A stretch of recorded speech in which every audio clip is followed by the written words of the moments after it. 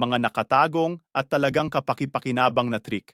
Kung kailangan mong mag-record sa cellphone pero okupado ang kamay mo, simple lang ang solusyon. Isuot ang cellphone case sa loob ng damit, tapos ikabit ang cellphone sa labas. Pwede ka nang mag-record.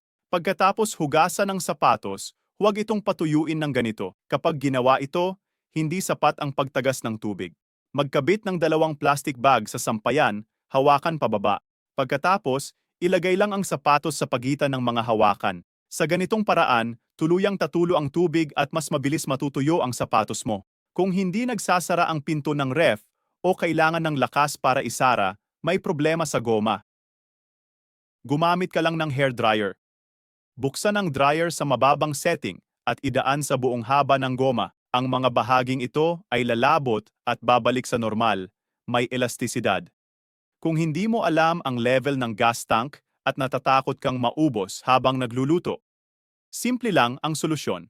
Magpainit ng kaunting tubig sa isang kaldero. Hindi na kailangang pakuluin. Ang kailangan lang natin ay maligamgam na tubig.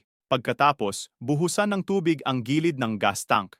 Kung saan mo maramdamang mainit, ibig sabihin walang laman doon ang tank.